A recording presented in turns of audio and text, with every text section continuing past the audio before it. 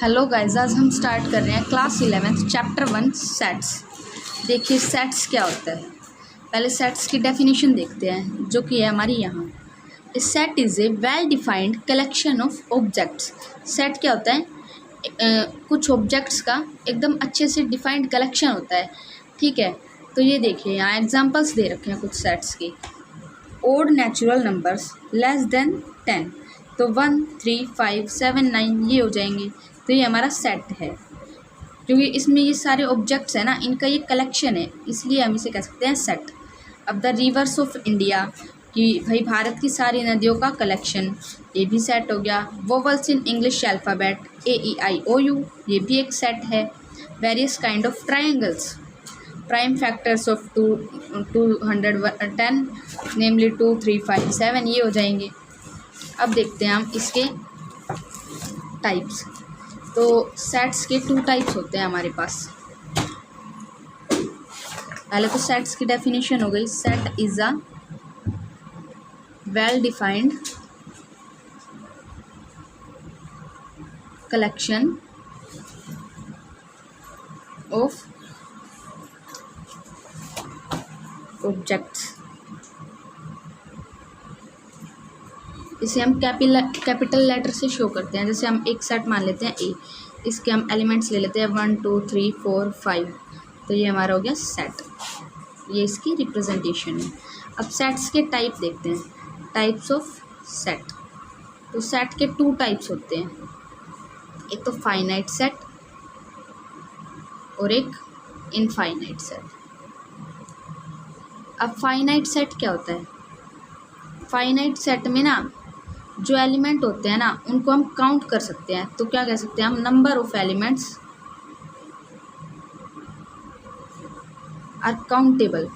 जिस सेट के नंबर्स को हम गिन सकते हैं उसे हम कहते हैं फाइनाइट सेट। एग्जाम्पल देखते हैं फाइनाइट सेट का। देखिए अब ये कह देता है कि मान लीजिए set A is a set of natural numbers less than 10। तो हमें पता है कि नेचुरल नंबर्स 1 से स्टार्ट होते हैं। इसने कहा है लेस देन 10, तो 1, 2, 3, 4, 5, 6, 7, 8, 9 ये हमारे एलिमेंट्स हो सकते हैं इस सेट के अंदर, क्योंकि 10 से लेस नेचुरल नंबर्स बताए हैं। अब देखिए फाइनाइट है या नहीं, हम इसके जो नंबर्स हैं, ऑब्जेक्ट्स हैं, एलिमेंट्स हैं, उनको काउंट कर सकते हैं। 1, 2, 3, 4, 5, 6, 7, 8, 9 नंबर आ गए इसमें। तो ये हमारा क्या हो गया? Finite set. अब आगे है हमारा इनफाइनाइट सेट। इनफाइनाइट सेट जिसके हम नंबर्स को काउंट नहीं कर सकते, मतलब इसमें नंबर ऑफ एलिमेंट्स होते हैं infinite. Infinite number of elements, infinite number of elements, तो ये हो जाएगा हमारा इनफाइनाइट सेट। जैसे कि एग्जांपल देखते हैं, तो सेट ऑफ ऑल इंटीजर्स क्या हो गया हमारा? ऑफ कोर्स इनफाइनाइट सेट, क्योंकि इंटीजर्स हमारे होते हैं -इन्फिनिटी से लेके 0 और यहाँ से इन्फिनिटी तक, तो इसको हम इनफाइनाइट सेट बोल सकते हैं। अब सेट्स में हमारे पास आती है 2 फॉर्म्स आती हैं, फॉर्म्स ऑफ सेट्स। देखिए फॉर्म्स, 2 फॉर्म्स होती है। कौन कौन सी? एक तो होती है रोस्टर फॉर्म और एक होती है हमारी set builder form. Set builder form, तो हम सबसे पहले रोस्टर फॉर्म को देखते हैं। रोस्टर फॉर्म में क्या होता है? जब हम किसी सेट को ABCDEF जो भी एलिमेंट्स लेना चाहें इस तरह से रिप्रेजेंट करते हैं तो हम कहते हैं रोस्टर फॉर्म। लेकिन सेट बिल्डर फॉर्म में क्या होता है? देखिए ये हमारी बुक में दे भी रखा है कि ये तो हो गई हमारी रोस्टर फॉर्म। इसमें सिंपली AEIOU एलिमेंट्स दे रखे हैं, 1, 3, 5 ये भी एलिमेंट दे रखे हैं, तो ये हमारी हो जाती है रोस्टर फॉर्म। अब अगर हम बात करें कि सेट बिल्डर फॉर्म क्या होती है, तो जब हम इस फॉर्म में लिखते हैं ना, एक स्टेटमेंट टाइप करके लिखते हैं किसी भी सेट को। देखिए हम लिखते हैं सेट ए को कि x is such that x is a vowel in English alphabet.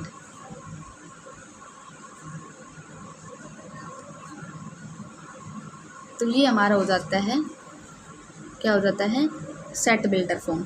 इसको हम कर्ली ब्रेसेस यूज़ करके लिखते हैं और स्टेटमेंट टाइप लिखते हैं। अब देखिए, अगर हम बोलें कि x is a vowel in English alphabet, तो ये हमारी हो गई सेट बिल्डर फॉर्म में, सेट बिल्डर फॉर्म में। लेकिन इसकी बात तो वही हुई ना कि ए सेट में हमारे पास एलिमेंट तो ए, ई, आई, ओ, यू ही आएंगे। इसको ही तो हमने जो है स्टेटमेंट में रिप्रेजेंट किया है कि x is a vowel of English alphabet. तो अगर हम इसको ऐसे लिखें तो भाई इंग्लिश अल्फ़ाबेट्स के वोवल्स कौन कौन से होते हैं, ए, ई, आई, ओ, यू। और अगर उसको हम स्टेटमेंट में लिखें x is a vowel in English alphabet, तो भी बात वही होनी है। बस दोनों फॉर्म्स अलग अलग होते हैं, एक को स्टेटमेंट में रिप्रेजेंट करना होता है और एक को सिंपली एलिमेंट्स दिखा देते हैं। अब इसके क्वेश्चन देख लेते हैं। इसका एग्जांपल फर्स्ट है, देखिए कि एक इक्वेशन दे दी x square plus x plus 2 is equals to 0। इसको हमें रोस्टर फॉर्म में रिप्रेजेंट करना है, इन रोस्टर फॉर्म। तो देखिए कैसे कर सकते हैं हम इसको। सबसे पहले तो हमें इसके रूट फाइंड आउट करने पड़ेंगे, क्योंकि इक्वेशन है क्वाड्रेटिक।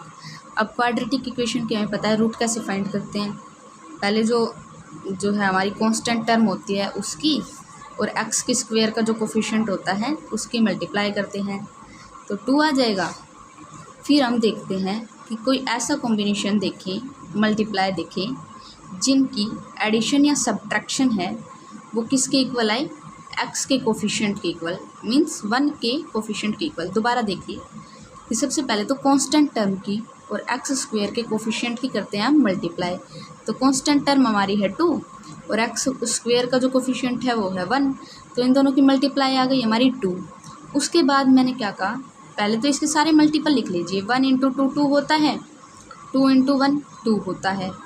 लेकिन हमें क्या देखना है कि हम इसको एडिशन या सब्ट्रैक्शन करके देखें, इन दोनों फैक्टर्स में से किसी एक को लें तो क्या आना चाहिए, 1 आना चाहिए। तो अब देखिए 2 माइनस 1 करते हैं यदि हम, तो हमारा 1 ही तो आता है और हमें प्लस का 1 ही चाहिए। तो हम 2 फैक्टर्स ये ले सकते हैं, 2 और 1।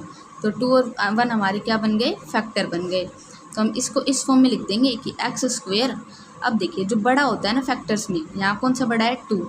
तो इस 2 के आगे ये एक्स वाला जो निशान होता है ना वो लगा देते हैं हमेशा। एक्स का साइन किसके साथ जाएगा, बड़ी जो टर्म होगी उसके साथ। तो बड़ा कौन सा है, 2, तो 2 के साथ हम लगा देंगे प्लस, तो 2x और फिर माइनस ले लेंगे, तो माइनस का x plus 2 is equals to 0। अब देखिए यहाँ इन दोनों में से x कॉमन आ सकता है, क्योंकि एक x की पावर यहाँ है और 2x की पावर यहाँ है।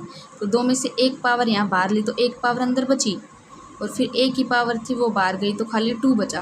फिर यहाँ से हम ले सकते हैं -1 कॉमन, क्योंकि ये दोनों ब्रैकेट सेम होने चाहिए तो तभी तो बनेगा। -1 कॉमन लेंगे तो माइनस बाहर जाएगा तो ये प्लस का x बच जाएगा और यहाँ से प्लस है तो माइनस बाहर लेंगे तो ये माइनस का 2 हो जाएगा, सॉरी प्लस का 2 हो जाएगा, फिर 0।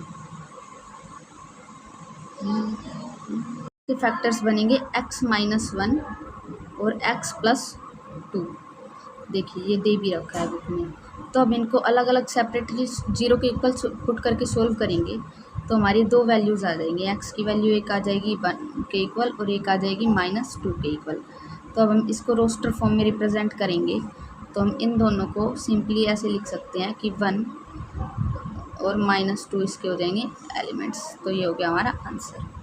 अब हम इसका एग्जाम्पल नंबर 2 करते हैं। देखिए इसका एग्जाम्पल नंबर 2 क्या कहता है। सेकंड एग्जाम्पल कहता है write the set x is such that x is a positive integer and condition दे दी कि एक्स स्क्वायर जो है लेस देन 40।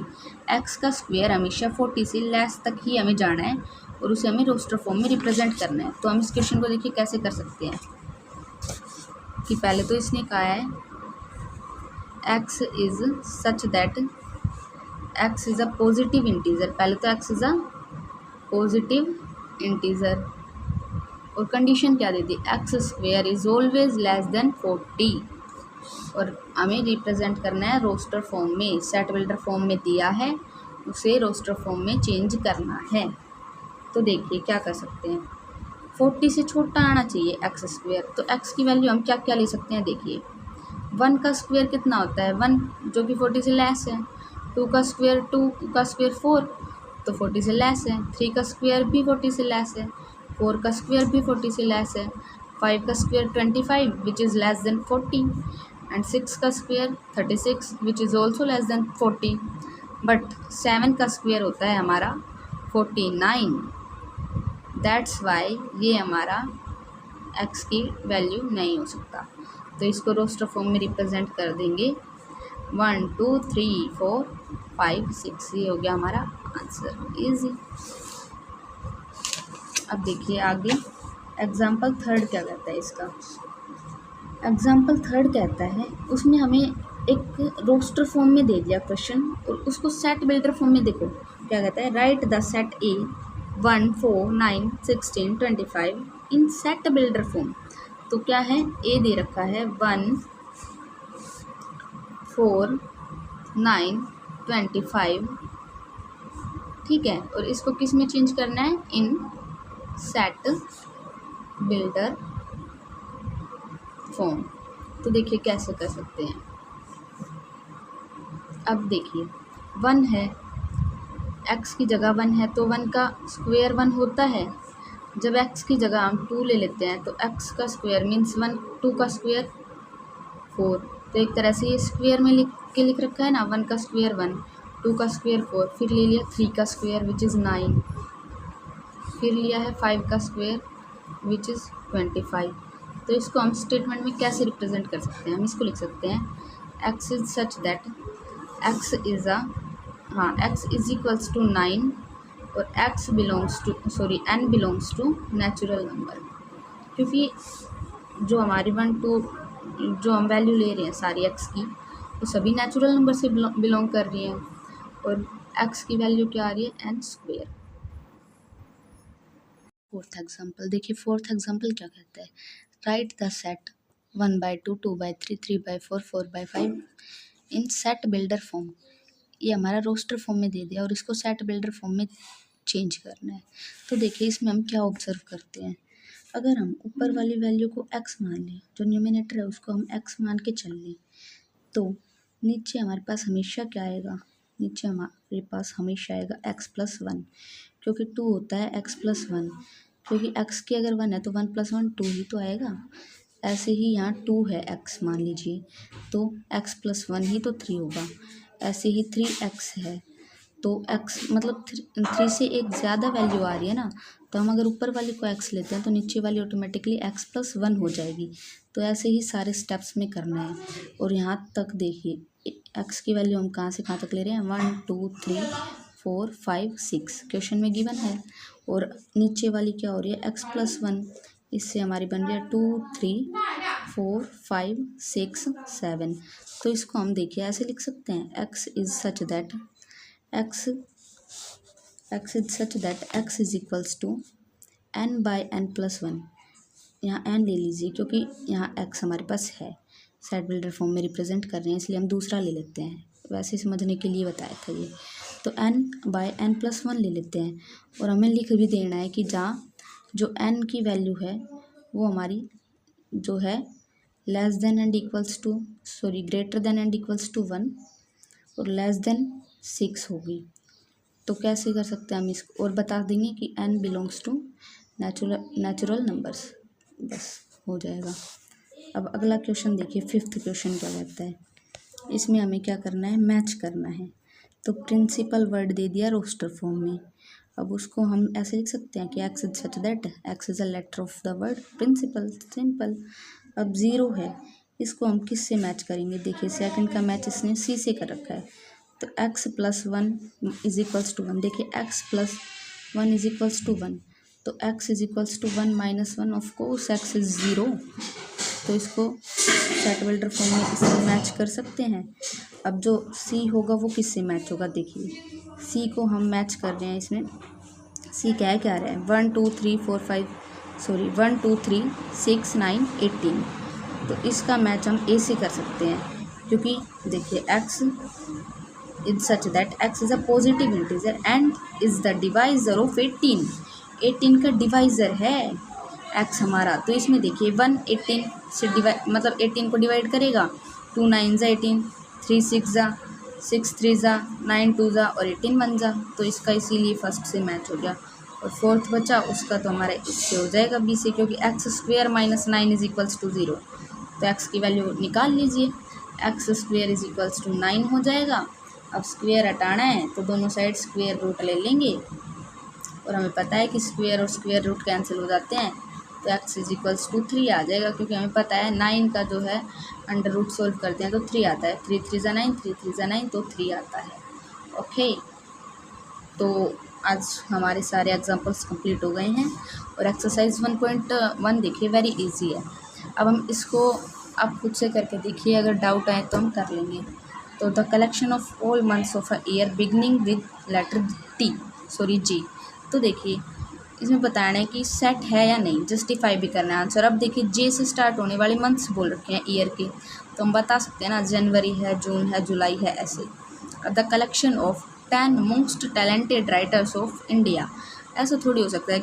अब मेरे लिए कोई 10 राइटर्स हैं मोस्ट टैलेंटेड, अलग होंगे, आपके लिए अलग होंगे, तो ये सेट की डेफिनेशन को थोड़ी ना हमारा सेटिस्फाई कर रहा है, इसलिए ये फॉल्स हो जाएगा। अब एक team of 11 best cricket batsman of the world, अब देखिए मेरे लिए विराट कोहली हो सकता है, लेकिन आपके लिए MSD भी तो हो सकता है, इसलिए ये हमारा सेट नहीं होगा। अब the collection of all boys in your class, ये हो सकता है, क्योंकि हमें पता है पर्टिकुलर नंबर ऑफ बॉयज़ हैं हमारी क्लास में, हमें पता है कि हमारी क्लास में 20 बच्चे हैं जो कि लड़के हैं, तो इसको हम बोल सकते हैं सेट है। The collection of all natural numbers less then 100, तो हमें पता है भाई 99 तक काउंटिंग ही तो जाएगी, नेचुरल नंबर है हमारे 1 से स्टार्ट होते हैं और 99 तक जाएगी, तो क्योंकि लेस देन 100 बोल रखा है बस। A collection of novels written by Munshi Premchand, यहाँ पर्टिकुलर राइटर मुंशी प्रेमचंद का नाम दे दिया, तो उनके सारे नॉवेल्स हैं जो वो होंगे सेट के अंदर, तो इसे हम डिफाइन कर सकते हैं, तो यह सेट हो गया हमारा। The collection of all even integer, even integer हम बता सकते हैं कि भाई इवन नेगेटिव नहीं लेना, ज़ीरो नहीं लेना, ओनली पॉजिटिव लेने हैं। अब कह रहा है the collection of questions in this chapter, अब इसमें हम गिन सकते हैं 6 नंबर ऑफ क्वेश्चन है इसमें, तो ये भी हमारा ट्रू हो गया। अब a collection of most dangerous animals of the world, ये तो फॉल्स हो सकता है, क्योंकि मेरे लिए कोई और एनिमल हो सकता है डेंजरस, आपके लिए कोई और हो सकता है, सबकी अलग अलग चॉइस है। ओके, अब सेकंड क्वेश्चन कह रहा है कि A इज equals to 1 to 6, insert the appropriate symbol belongs to और इन नॉट बिलोंग्स टू। अब स्पेसेस में फिल करना है।